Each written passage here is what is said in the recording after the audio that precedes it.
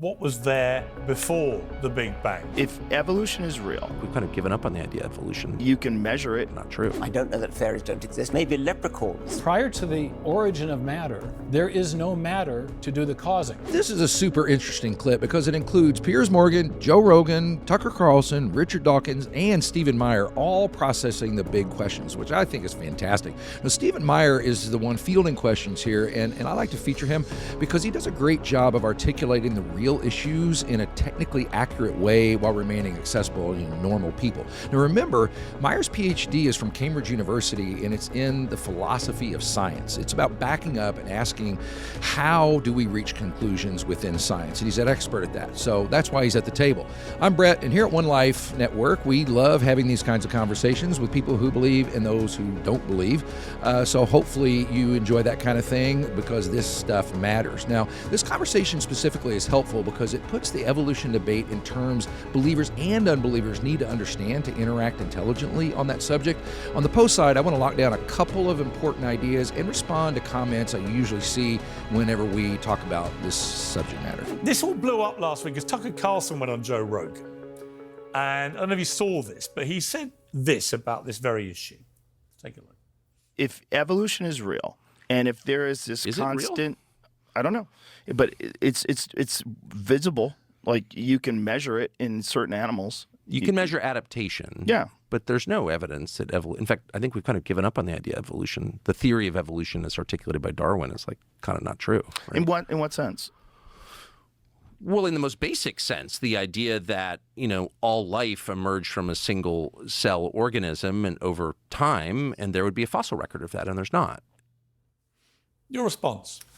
Well, I don't know what Tucker knows about all this, but Probably not as qualified as you, but he likes to maybe we start with ask something that around. happened here in London a few years ago, 2016, a major conference convened by the Royal Society, arguably the world's most august and prestigious scientific body, was convened by a group of evolutionary biologists who are dissatisfied with the standard neo-Darwinian theory of evolution. And many of the conveners are calling for a new theory because the primary mechanism of biological change articulated by Darwin and his subsequent followers, now called the neo-Darwinists, the idea of natural selection acting on random mutations and variations, is now understood to lack the creative power to generate major changes in the history of life. And it's That whole conference that they had, that's a big deal. We'll talk about that here in a little bit. at the crux of this debate.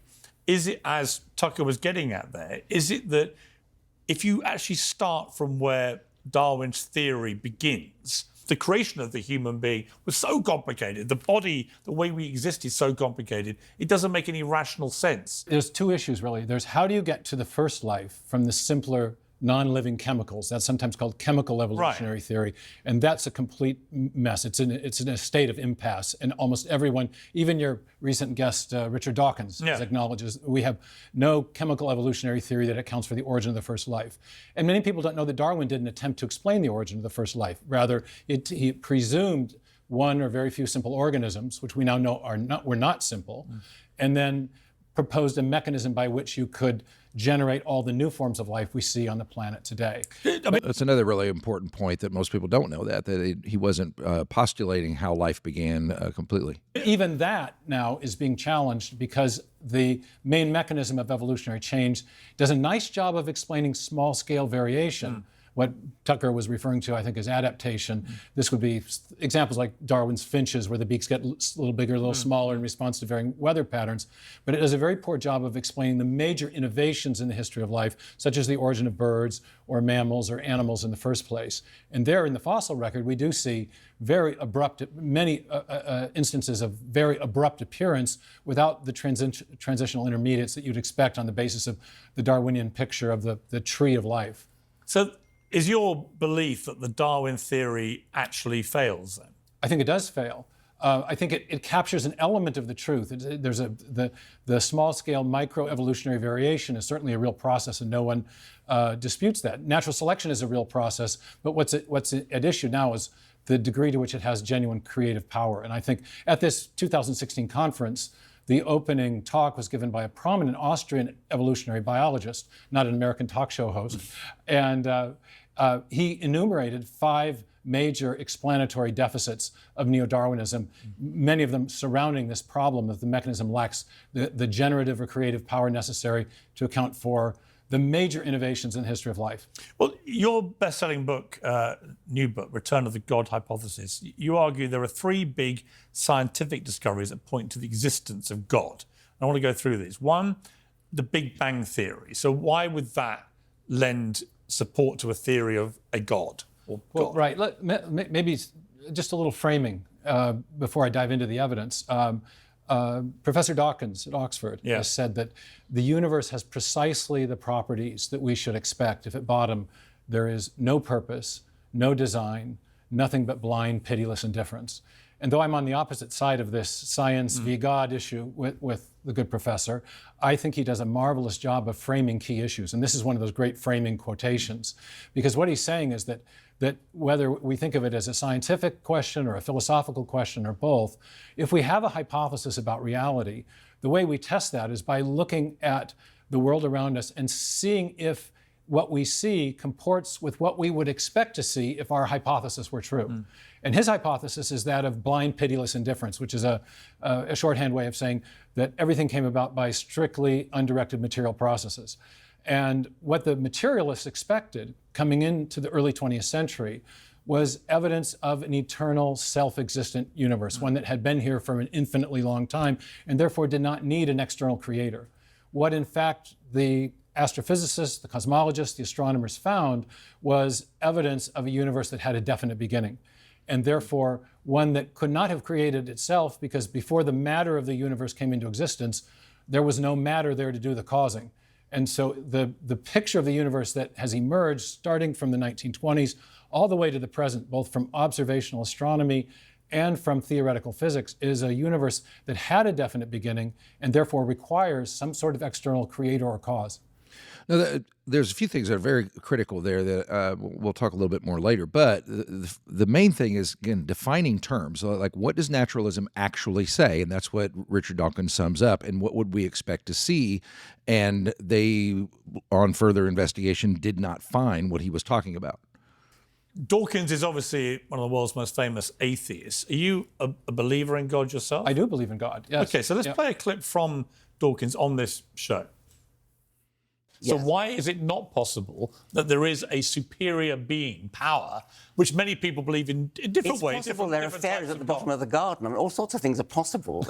You can't deny that. Well, except I've never seen fairies at the end of the garden. Have you? No, you've never seen God either. No, but you don't know for sure that either doesn't exist. No, I don't know that fairies don't exist. Fairies may be leprechauns, for all I know. You know, my big question for all atheists, is, okay, you don't believe in God, but what was there before the Big Bang, before this all started? In other words, what was there before supposedly nothing? What is nothing? Nothing to me seems to be a totally incongruous word. What is nothingness? And if you can't explain it, to me, and I believe in God, but to me, it suggests there must be a power bigger than the human mind at the start of all this that was able to comprehend what may have happened. And Meyer's answer on this question is very much worth paying attention to. We can't.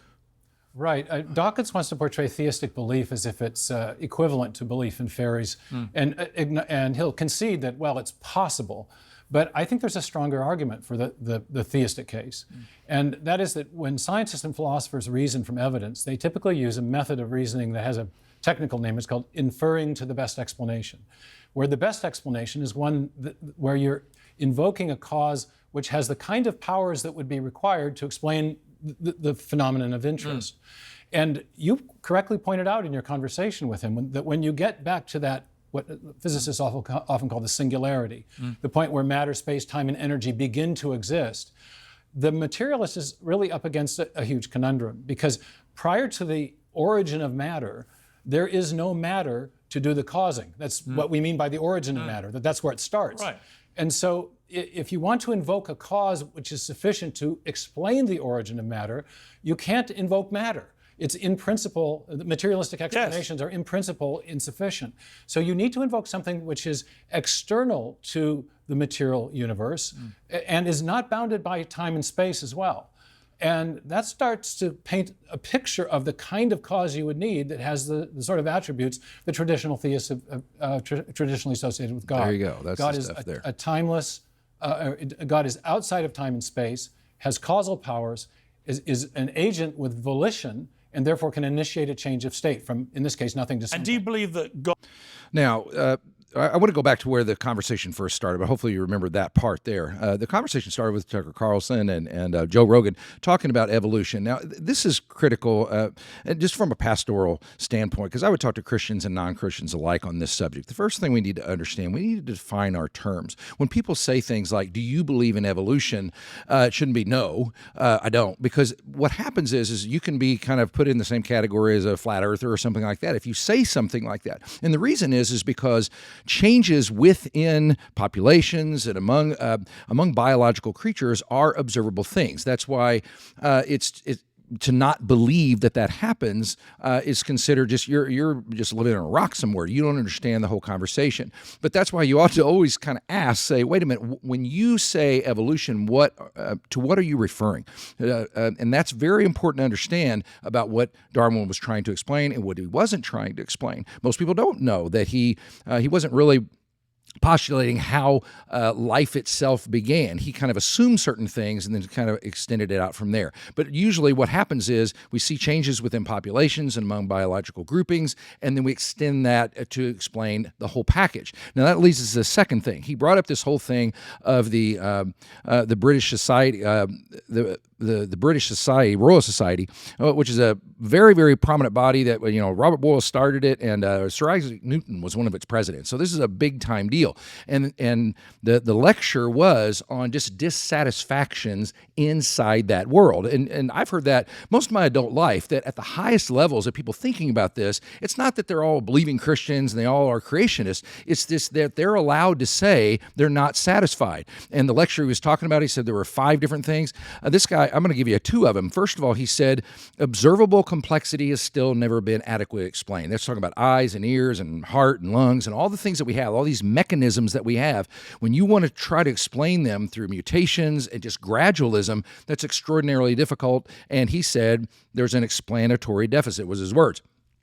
Completely new forms of life, like there were not mammals and then there were mammals, and there doesn't seem to be any kind of jumping that really explains that by accident. Okay, so but at those high levels, there is dissatisfaction with the explanations, and it's okay to know that. It's fine to say that. But that leads me to the thing when it comes up in the comments. When I've shown Stephen Meyer in the past, and we've talked about this subject, typically people will come back and they will say, you're just doing a God of the gaps thing. You're just saying that we don't understand something, so God is the explanation. And I'm going to say no to that. That's not what's being said. What we're saying is that the product of minds is something that we actually know and understand and observe. This is something that we as human beings do detect. There are certain markers that minds leave: intelligence, communication, high degrees of complexity. For the laptop, this setup here, we all know that that's the product of mind or minds, that there's actually characteristics that we have in our experience. And it's not a mental violation of law to say, okay, I see the exact same kinds of characteristics in the living world, in the world of the universe, in mathematics, and that corresponds exactly to the kinds of experiences I have here. That's not breaking anything. It's not just throwing things up. Well, I don't get it. I can't explain it, so it must be God. It's saying, no, we believe that a mind is actually responsible for the communication, the complexity, and those kinds of things that we see in the world. And so it's not just kind of chalking things up to mystery. I hope that helps. And you can, there was another great discussion more from Richard Dawkins and Piers Morgan going back and forth. You want to see how that ended up, and where Richard Dawkins kind of got backed into a corner that I thought was pretty fascinating. Check this out. See you next time.